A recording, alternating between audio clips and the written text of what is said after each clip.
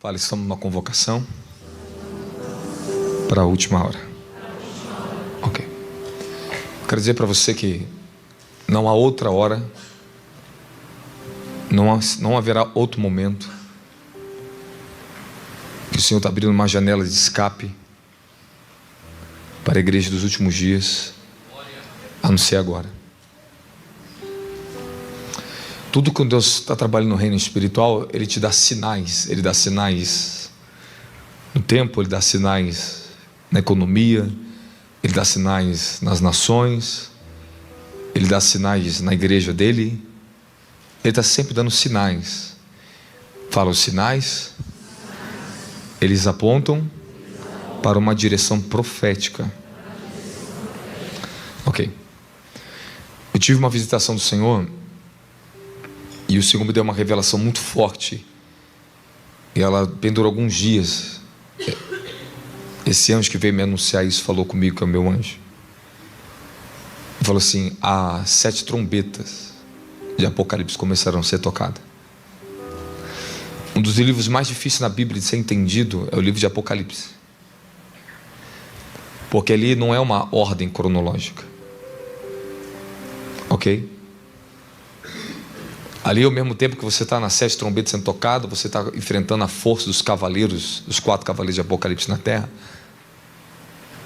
E ao mesmo tempo que isso aqui está acontecendo, outra coisa está acontecendo, outra coisa está acontecendo, outra coisa está acontecendo.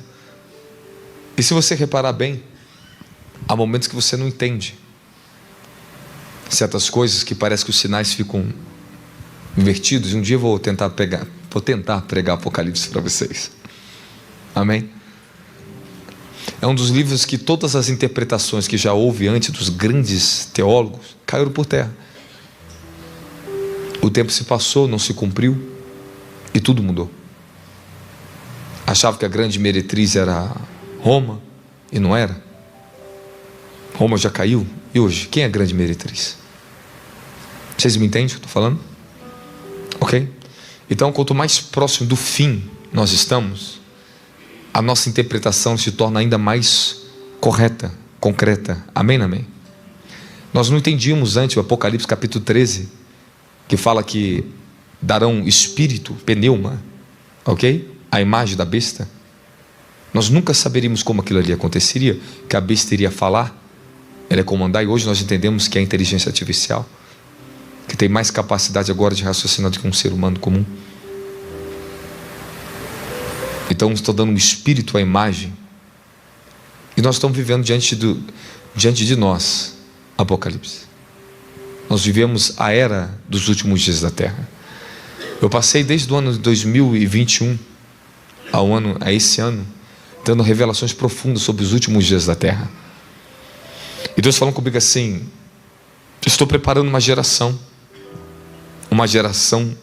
que ela vai ter que se levantar para tomar a frente de uma grande guerra nessa nação nos últimos dias. Não pense vocês que vai ser tempos fáceis, porque serão tempos muito difíceis a partir de agora. São tempos decisivos. E o pior de tudo é que muitos vão cair num escândalo, vão se escandalizar com o Evangelho.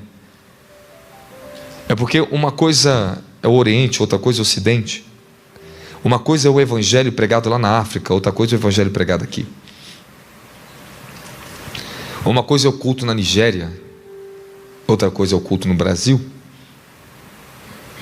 Uma coisa é um culto ministrado mais de 10 horas e pessoas que com fome louvando a Deus.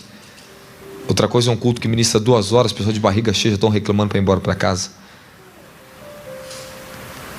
E quando as coisas se estreitam por outro lado, para o nosso lado, e quando a dor começa a aumentar, as angústias começam a aumentar, a pressão começa a aumentar, será que a gente vai murmurar de barriga cheia?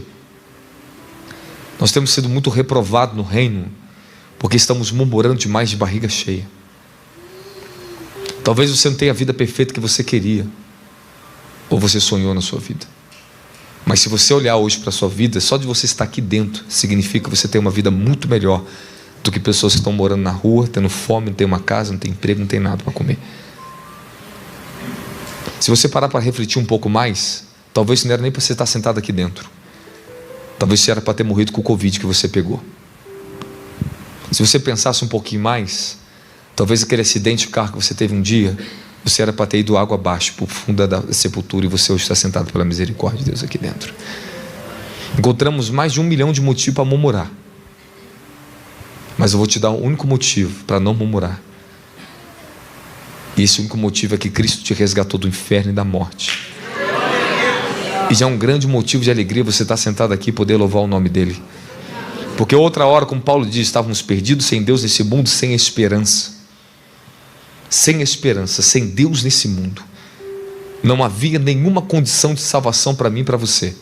A salvação vinha dos judeus, como o próprio Jesus disse para a mulher samaritana. A salvação vem dos judeus. Vem deles, o Messias vem deles, falando dele mesmo. Então não existia oportunidade de salvação para vocês. Talvez muitos de vocês moravam na favela, como eu morei um dia. Talvez muitos de vocês passaram fome um dia. Talvez muitos de vocês eram pecadores, dançava funk, estava nos barzinhos da vida, e hoje você está aqui, para a glória de Deus. Escute o que eu vou falar para você. Hoje a salvação para mim, ela tem um valor muito maior do que quando eu comecei o Evangelho. Hoje a salvação para mim, ela tem um valor muito maior do que quando eu fui cheio do Espírito Santo.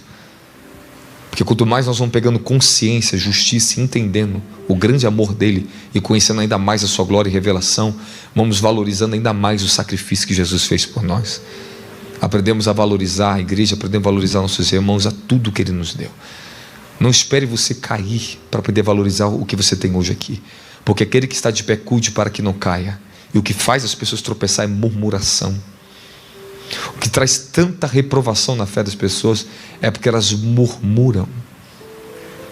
Murmura do marido que tem, murmura da mulher que tem, murmura do filho que tem, murmura da igreja que está indo. Tudo é motivo de reprovação. O que o seu louvor é para Deus, que é reconhecimento, a sua murmuração é para o diabo, é adoração. O diabo ele só quer que a gente abra a boca para murmurar. É o que ele precisa. Ele só queria que Jó murmurasse. Seria o suficiente. Seria só o suficiente, só uma murmuração. Quem está comigo fala amém. Amém. Então você está no lugar onde nós temos que aproveitar o tempo. Há uma convocação sendo feita. Nós temos que ter uma mentalidade. Eu estou já começando a trabalhar aqui dentro dessa casa, falando com as pessoas: olha, acorda para a vida. Já passamos muito tempo igrejando. Passamos muito tempo igrejados, mas agora precisamos fazer parte atuante do reino dos céus, dos planos e propósitos que Deus tem para a vida de cada um aqui dentro da terra. Então se prepara que chegou o tempo de você parar de ficar sentado confortadinho no seu banco, na sua cadeira.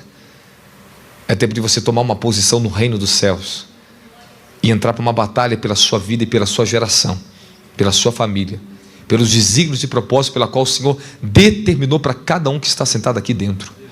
Cada um é chamado para uma esfera de conquista, um campo de batalha.